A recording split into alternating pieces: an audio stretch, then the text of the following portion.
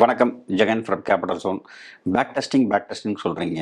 நிறையா back test பண்ணி பார்க்குறோம். ஆனால் அதுக்கடுத்து நம்ம டெஸ்ட் பண்ணால் அது நமக்கு வேலை செய்ய மாட்டேங்குது. நம்ம என்ன செய்யலாம்? ஒவ்வொரு 3 மாதத்துக்கு வரைக்கும் பேக் டெஸ்டிங் இவ்வளோ மாற்ற வேண்டியிருக்குது. கடைசி தான் சரி, இது வந்து நம்ம வச்சிருக்க ரூல்ஸ் எல்லாமே கோஃபிட்னா என்ன அர்த்தம்னா, இதுக்கு முன்னால் வேலை செய்கிறதுக்காண்டியே உருவாக்கப்பட்டது. இப்போ கரண்ட் மார்க்கெட் சினாரியோவுக்கு, இப்போ கரண்ட் காலகட்டத்துக்கு அது வேலை செய்யலை அப்படிங்கிற மாதிரி சொல்கிறாங்க. ஸோ அதுக்கு என்ன பண்ணலாம்? அதுக்கு பேர் தான் ஃபார்வர்ட் டெஸ்டிங் பேர். இந்த ஃபார்வர்ட் டெஸ்டிங்கும் நீங்கள் பேக் டெஸ்ட் பண்ணலாம். ஃபார்வர்ட் டெஸ்டிங்கும் பேக் டெஸ்ட் பண்ணலாம். அது எப்படி அப்படிங்கிறத நம்ம பார்க்கலாம். பெரும்பாலும் ப்ரொஃபஷனல் இதை பண்ணுவாங்க. அதை அப்படி நான் உங்களுக்கு சொல்கிறேன். சரியா? சரி, ஃபர்ஸ்ட் பேக் டெஸ்டிங்னா என்னன்னு பார்த்துக்கலாம். சரிங்களா? பேக் டெஸ்டிங்னா என்ன அர்த்தம்னா, நீங்கள் ஒரு ஆல்ஃபா ரூல்ஸ் கண்டுபிடிக்கிறீங்க. சரிங்களா? ஒரு 5 வருஷத்துக்கோ 4 வருஷத்துக்கோ ஆல்ஃபா ரூல்ஸ்னால் என்ன அப்படின்னு பார்த்தீங்கன்னா வந்து, ரூல்ஸ்னால் என்ன? இங்கே என்ட்ரி, இங்கே எக்ஸிட், இதுதான் ஸ்டாப் லாஸு, இப்படி தான் இந்த டைம் போகிறேன், இந்த டைம் எக்ஸிட் பண்ண போகிறேன், இதான் ரூல்ஸ்ங்களா? ஆல்ஃபா ரூல்ஸ்னால் என்ன அர்த்தம்னா, இந்த ரூல் வந்து நீண்ட கால அடிப்படையில் உங்களுக்கு லாபம் தருதுன்னா அதுக்கு பேர் ஆல்ஃபா ரூல்னு பேர். புரிஞ்சுக்கிட்டீங்களா? இப்போ சிங்கம்லாம் இருக்கும்ல காட்டுக்குள்ளே, ஓகேங்களா? அந்த காட்டுக்குள்ளே இருக்க சிங்கத்தில் ஒரே ஒரு சிங்கத்தை மட்டும் ஆல்ஃபா மேல் அப்படிம்பாங்க. ஆல்ஃபா லைன் கூட சொல்லுவாங்க. அப்படியே என்ன அர்த்தம்னா, அந்த சிங்கம் தான் அவங்க எல்லாத்தையும் ஆளுமை பண்ணும். புரியுதுங்களா உங்களுக்கு? எல்லாத்துக்கும் வந்து என்ன பண்ணணும், எது பண்ணணும் அப்படிங்கிறது ஆளுமை பண்ணும். அது மாதிரி உங்களுடைய ரூல் வந்து உங்கள் ப்ராஃபிட்டுக்கு ஆளுமை பண்ணிச்சுன்னா, உங்கள் ப்ராஃபிட்டுக்கு வந்து அதை வந்து பங்கெடுத்து கொண்டால் அந்த ரூலுக்கு பேர் வந்து ஆல்ஃபா ரூல் பேர். இது எப்படி கண்டுபிடிக்கிறது? பல ரூல்ஸை நீங்கள் பார்த்து நிறையா திங்க் பண்ணி இந்த ரூல் வந்து ப்ராஃபிட் வருதான்னு நீங்கள் செக் பண்ணிட்டீங்கன்னா அதுக்கு பேர் தான் ஆல்ஃபா ரூல். புரிஞ்சுக்கிட்டீங்களா? ஸோ இதில் என்னென்ன பார்ப்பீங்க?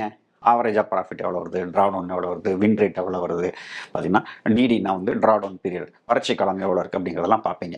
இதெல்லாமே பேக் டெஸ்டிங்கில் தெரியும். இல்லை, வறட்சி காலம் அதிகமாக இருந்தாலோ டிடிங்கிறது அதிகமாக இருந்தாலோ பண்ண மாட்டீங்க. இல்லைங்களா? வின் ரேட் எவ்வளவு, ரொம்ப காலம் சிலது பார்த்தீங்கன்னா வந்து டிடி கம்மியாக தான் இருக்கும், ஆனால் ட்ராடவுன் கம்மியாக தான் இருக்கும். அதை சரி பண்ணுறதுக்கான நேரம் பார்த்தீங்கன்னா வந்து நேரம் பார்த்தீங்கன்னா 2 வருஷம்லாம் ஆகும். அந்த மாதிரிலாம் சில ஸ்ட்ராட்டஜிஸ்லாம் பார்த்தீங்கன்னா நல்ல ரிட்டர்ன் கொடுக்கும், சூப்பராக இருக்கும். ஆனால் 1 வருஷம் பார்த்தீங்கன்னா வந்து அந்த வறட்சி காலத்தில் டிடிலே இருக்கும். அந்த மாதிரி ஸ்ட்ராட்டஜிஸ்லாம் நம்ம பண்ணக்கூடாது. ஸோ அதெல்லாமே பேக் டெஸ்டிங்கில் உங்களுக்கு தெரிஞ்சு போயிடும். சரிங்களா? இந்த பேக் டெஸ்ட் எதுக்கு பண்ணணும்? நமக்கு தான் தெரியுமே, 920 ஸ்டார்டல்னா வந்து உங்களுக்கு இந்த பக்கம் அந்த பக்கம் அடிச்சிங்கன்னா உங்களுக்கு ஈஸியாக ப்ராஃபிட் வந்துருமே அப்படின்னா வந்து இல்லைங்க. பொசிஷன் சைஸ் எப்படி பண்ணணும்? ஏன்னா இதுக்கு வந்த காலத்தில் வந்து வறட்சி காலம் எப்படி வந்திருக்கு, ட்ராடவுன் எப்படி வந்திருக்கு, அந்த மாதிரி ட்ராடவுன் போட்டால் கேபிட்டல் எல்லாம் போயிருமா, எந்த அளவுக்கு பொசிஷன் சைஸ் பண்ணோம்னா நமக்கு வந்து நம்மளால வந்து சைக்காலஜி தாங்க முடியும். முக்கியமாக சைக்காலஜி யாரெல்லாம் விரும்புகிறீங்களோ அவங்க எல்லாமே பேக் டெஸ்ட் பண்ணணும். ஏன்னா இதுக்கு முன்னாள் காலத்தில் இப்படி வந்திருக்கு. ஸோ இந்த லாஸ் வந்தால் நம்ம தாங்குற அளவுக்கு சக்தி எந்த அளவுக்கு இருக்குது அப்படின்னு பார்த்து அதுக்கு தகுந்தாப்புல பொசிஷன் சைஸ் பண்ணும். 10 லட்சத்துக்கு 2 பண்ணணுமா, 2 லாட்டு பண்ணணுமா, 3 லாட்டு பண்ணணுமா, 4 லாட்டு பண்ணணுமா, இல்லை 10 லாட்டு பண்ணணுமா, 20 லாட்டு பண்ணணுமா, உங்களால் எவ்வளோ தாங்க முடியும் அப்படிங்கிறது இதாகும். இது பண்ணி பார்த்துட்டிங்கன்னா மனதளவில் நீங்கள் வந்து உங்களுக்கு லாஸ் வரும்போது, ஆமாம் பேக் டெஸ்ட் பண்ணிட்டேன், இதில் ஏற்கனவே லாஸ் வந்திருக்கு, என்னால் தாங்க முடியும்னு ஒரு என்ன பண்ணணும்னா ஒரு எண்ணம் உண்டாகும் இல்லையா? அதுக்காக தான் பேக் டெஸ்ட் பண்ணுறது. சரி, பேக் டெஸ்டிங்கோட பிரச்சனைகள் என்ன அப்படின்னு பார்த்தீங்கன்னா வந்து, எப்போவுமே பேக் டெஸ்டில் ஞாபகம் வச்சுங்க, பழசு தான், புதுசு தான். ஸோ மியூச்சுவல் ஃபண்டை போட்டு கேள்விப்பட்டிருப்பீங்க. ஃபாஸ்ட் பர்ஃபார்மன்ஸில் வந்தது முன்னால் செஞ்சது இப்போ செய்யணுங்கிறது அவசியம் கிடையாது. செய்கிறதுக்கான வாய்ப்பு அதிகமாக இருக்குது, அவ்வளோதான். முன்னால் என்ன இருந்ததோ முன்னால விட பிரமாதமாக வரலாம், முன்னால விட மோசமாகவும் பண்ணலாம். ஸோ ட்ராடவுன் வந்து இனிமேல் தான் வரும், எப்போவுமே அதான் உண்மை. சரிங்களா? பெரிய ட்ராடவுன் வரும். மோஸ்ட் ரிசல்ட்ஸ் பார்த்தீங்கன்னா வந்து டேட்டா ட்ரிவன் தான். நம்ம டேட்டாவை வச்சு தான் நம்ம ஓட்டுறோம். ஸோ டேட்டாவை வச்சு தான் ஒரு முடிவுக்கு வரும். அடுத்த ஒரு மாதம் டேட்டா வந்தோடனே அந்த டேட்டாவும் சேர்த்து பார்த்து இல்லை போன மாதம் செஞ்சது தப்பு, இந்த மாதம் செய்கிறது தான் கரெக்ட் அப்படின்னு சொல்லிட்டு பண்ணுறோம். அதனால் வந்து அது பெரும்பாலும் பர்ஃபெக்டாக இருக்கிறதுக்கு வாய்ப்பு இருக்குது. இதுலேருந்து தப்பிக்கிறதுக்காக பார்த்தீங்கன்னா நிறைய அன்டெஸ்டட் சினாரியோ இருக்கும். ஏன்னா நமக்கு 5 வருட காலம் தான் டேட்டா இருக்குங்களா?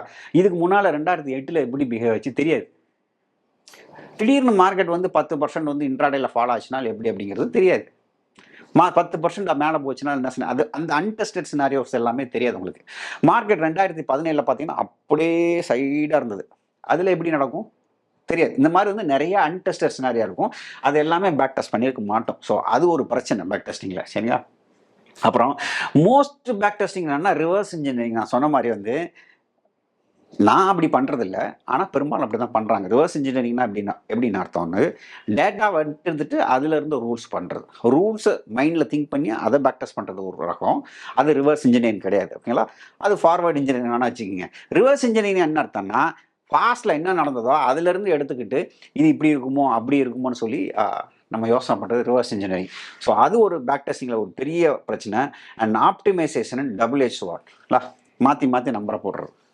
23% வேலை செய்யுமா, 24% வேலை செய்யுமா, 10% வேலை செய்யுமா, 9-20 வேலை செய்யுமா, 9-23 வேலை செய்யுமா, 9-25 வேலை செய்யுமா அப்படின்னு மாற்றி மாற்றி போடுறது. இதுவும் பார்த்தீங்கன்னா வந்து போன வருஷம் 9-23 வேலை செஞ்சுருக்கும், இந்த வருஷம் 9-24 வேலை செய்யும், அடுத்த வருஷம் ரெண்டுக்குமே வேலை செய்யாமல் போகலாம், இல்லை வேலை செய்யலாம். இந்த மாதிரி வந்து போயிட்டே இருக்கும். அதனால ஆப்டிமைசேஷன் வந்து பேக் டெஸ்டிங்கில் உள்ள பெரிய தலைவலி.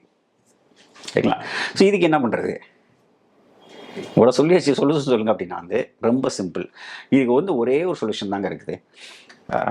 என்னன்னா அதையும் சொல்லிடுறேன். உங்கள் ரூல்ஸ்க்கு வந்து எப்படி டெஸ்ட் பண்ணணும் அப்படின்னா வந்து ஒரு உதாரணத்துக்கு 5 இயர்ஸ் இருக்குன்னு வச்சுக்கோங்க. உங்களுக்கு டேட்டா எவ்வளோ இருக்குங்க? 5 இயர்ஸ் டேட்டா இருக்கு வச்சுக்கோங்க. 5 இயர்ஸ் டேட்டா 5 இயர்ஸ்க்கு பேக் டெஸ்ட் பண்ணக்கூடாது. 1 இயர்லேருந்து 4 இயர்ஸ் மட்டும்தான் பேக் டெஸ்ட் பண்ணணும். இந்த 1 இயர் விட்டுருக்கு. 1 இயர் பேக் டெஸ்ட் பண்ணக்கூடாது. இங்கே மட்டும் பண்ணணும் 4 இயர்ஸ். இதுக்கு முன்னால் எப்படி பண்ணுவோம்? 5 இயர்ஸ் பண்ணுவோம். அப்படி பண்ணக்கூடாது. 4 இயர்ஸ் மட்டும்தான் பண்ணணும் பேக் டெஸ்ட். பண்ணிட்டு ஒரு ரூல்ஸ் எழுதணும். அந்த ரூல்ஸ் வந்து கடைசி ஒரு வருஷத்துக்கு டெஸ்ட் பண்ணி பார்க்கணும். இந்த 4 இயர்ஸ் டேட்டா வச்சு நீங்கள் ரூல்ஸ் ஃபார்ம் பண்ணணும். அந்த ரூல்ஸை வச்சு அடுத்த வருஷத்துக்கு நீங்கள் டெஸ்ட் பண்ணி பார்க்கணும். இதுக்கும் டேட்டா இருக்குது. இந்த லாஸ்ட் இயருக்கும் இந்த ரூல்ஸ் அதில் செக் ஆகுதா அப்படின்னு வந்ததுன்னா அது நல்ல சிஸ்டம், வரலைன்னா அது நல்ல சிஸ்டம் இல்லை. புரிஞ்சுக்கிட்டீங்களா? அப்படின்னா தான் நீங்கள் என்ன பண்ணுவீங்கன்னா வந்து ஜனரஞ்சகமாக வந்து ஒரு ரூல்ஸ் போடுவீங்க. இல்லைன்னா 5 வருஷம் டேட்டா எடுத்து ஏதாவது ஒன்று கொடுப்பா, 5 வருஷத்தில் எதெல்லாம் நல்லா பண்ணிக்க பார்ப்பீங்க. இந்த 4 வருஷத்தில் எதெல்லாம் நல்லா பண்ணிருக்குன்னு பார்த்து கடைசி வருஷம் கொடுத்தீங்கன்னா அது வேலை செய்யாமல் போகிறதுக்கான வாய்ப்பு இருக்குது. அப்போ தான் நீங்கள் என்ன நினைப்பீங்கன்னா, பொதுவாக மார்க்கெட்டோட டைனமிக்ஸ் எப்படி இருக்கும், எப்படிலாம் மாறலாம், எப்படிலாம் போகலாம், அதுக்கு ரூல்ஸ் எழுதணும்னா எப்படி இருக்கும் அப்படின்னு நீங்கள் திங்க் பண்ணுவீங்க. ஓகேங்களா? அது மாதிரி தான் பண்ணணும். ஸோ இது மாதிரி பண்ணால் நல்லாயிருக்கும். நான் பெரும்பாலும் இப்படி தான் பண்ணுவேன். பெரும்பாலும் 4 இயர்ஸ் டேட்டா எடுத்துட்டு அதில் பார்த்தீங்கன்னா வந்து ஒரு எஸ்டிமேஷன் போட்டுட்டு தான் பண்ணுவேன். பெஸ்ட் ரிசல்ட்ஸ் நான் எப்பவுமே எடுக்க மாட்டேன். ஆப்டிமைசேஷன் நான் எப்பவுமே பண்ண மாட்டேன். அது எனக்கு பிடிக்கவும் பிடிக்காது. சரிங்களா? ஏன்னா இன்னைக்கு ஆப்டிமைஸ்டாக இருக்குது, நாளைக்கு ஆப்டிமைஸ்டாக இருக்காது. அதுதான் வந்து உண்மை. சரிங்களா? ஸோ அதுங்க பேக் டெஸ்டிங்கிற வார்த்தையை பார்த்தீங்கன்னா உண்மையிலேயே ஹாப்பியாக இருக்கும். ஃபர்ஸ்ட் டைம் பண்ணும்போது வந்து எப்படி பண்ணி எப்படி ரிசல்ட்லாம் வரும் அப்படின்ட்டு வந்து ஃபார்வர்ட் டெஸ்டிங்கிறது வந்து ப்ரொஃபஷனல் பண்ணுறது. இந்த பேக் டெஸ்டிங்லாம் பண்ணி இந்த ரிசல்ட்ஸ்லாம் என்ன அப்படிங்கிறத பற்றியும், இந்த ரூல்ஸை பற்றியும், ரெகுலேஷன்ஸ் பற்றியும், எப்படிலாம் அன்கோரிலேஷன் பற்றியும் என்னோட பயிற்சிவப்பில் சொல்லி கொடுக்குறேன். ஸோ என்னோட பேக் டெஸ்டிங் ரூல்ஸ் என்ன, என்னோட இது என்ன, கன்சிஸ்டண்டாக எப்படி பண்ண போகணும், இதோட ட்ராடவுன் அப்படிங்கிறதெல்லாம் சொல்லி கொடுக்குறேன். இது மதுரையிலையும் சென்னையிலையும் தமிழ்நாடுக்கு, மற்ற நகரங்கள் ஆங்கிலத்தில் நடக்குது. வேணுங்கிறத கலந்துக்கலாம். ஸோ உங்களுக்கு ஒரு சிஸ்டம் இருக்குன்னா பேக் டெஸ்டிங்கும் பண்ணுங்கள், ஃபார்வர்ட் டெஸ்டிங்கும் பண்ணுங்கள். ரெண்டையும் நல்லா பண்ணால் நீங்கள் நல்லா ஒரு ரிட்டர்ன் கிடைக்கிறதுக்கு வாய்ப்பு இருக்குது. இந்த காணொலி பார்த்ததுக்கு நன்றி. இன்னொரு காணொலியில் உங்களை சந்திக்கிறேன். நன்றி, வணக்கம்.